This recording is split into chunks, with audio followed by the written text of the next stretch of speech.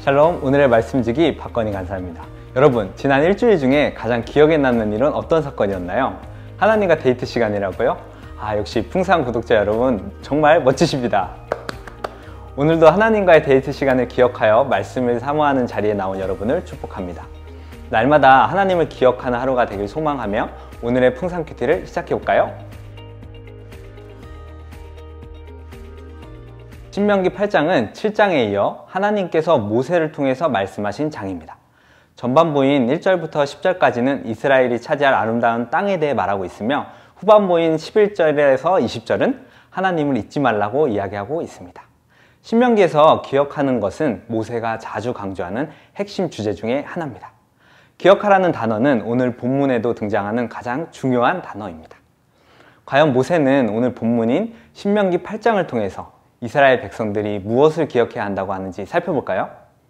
먼저 이스라엘 백성들은 40년 광야길 가운데서도 가나안 땅에서도 하나님께서 인도하시는 것을 기억해야 했습니다. 광야는 하나님께 불순종한 이스라엘 백성에 대한 하나님의 징계였습니다. 그러나 40년 광야의 길을 걷는 동안에도 하나님께서는 의복이 헤어지지 아니하고 발이 부르트지 아니하게 하셨고 그 가운데에도 이스라엘 백성을 먹이시고 입히셨습니다. 모세는 그것을 기억하라고 했습니다. 그렇다면 하나님께서는 왜 그들을 보호하셨을까요? 하나님의 주된 관심은 언약 백성인 이스라엘 백성이 축복의 길로 인도되고 그들의 하나님의 백성답게 살아가는 것이기 때문이었습니다. 그 축복의 길에 관한 설명을 오늘 전반부에서 볼 수 있습니다. 모세는 그런 하나님의 인도하심을 기억해야 한다고 이야기하고 있습니다. 두 번째 기억해야 할 것은 바로 하나님이었습니다. 11절에서는 내 하나님 여호와를 잊어버리지 않도록 삼갈지어다 라고 이야기합니다. 모세는 그들에게 왜 하나님을 잊어버리지 않고 기억해야 한다고 했을까요? 하나님께서 인도해 주신 가나안은 약속의 땅이었고 축복의 땅이었지만 광야와는 또 다른 위험이 있는 곳이었습니다. 그곳은 잘 먹어서 배부르고 아름다운 집을 짓고 소와 양이 풍부해져 소유가 풍부한 곳이었습니다. 하지만 그것이 바로 위험이었습니다. 그렇게 산다면 물질주의의 생각과 교만함, 우상숭배에 물들고 결국 하나님께 불순종에 빠질 위험이 있기 때문이죠. 또 14절을 보면 내 하나님 여호와를 잊어버릴까 염려하노라 라고 모세는 이야기를 합니다.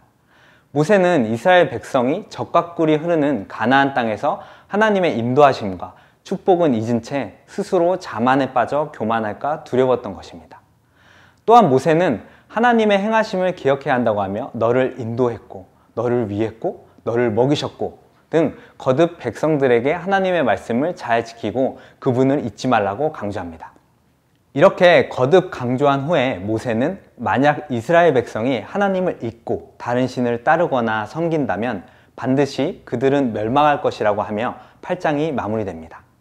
풍삼 독자 여러분, 여러분의 삶 속에도 하나님의 인도하심과 보호하심의 기억이 있을 겁니다.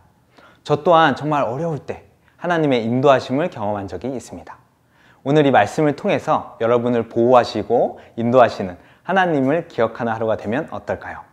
코로나19로 우리들의 일상이 무너진 이때에도 이제까지 인도하신 하나님을 잊지 않고 기억하는 것이 오늘 우리가 해야 할 일이 아닐까 생각합니다. 하나님의 말씀을 늘 기억하고 사모하는 여러분이 되길 소망하며 오늘 하루도 승리하시기를 축복합니다. 샬롬.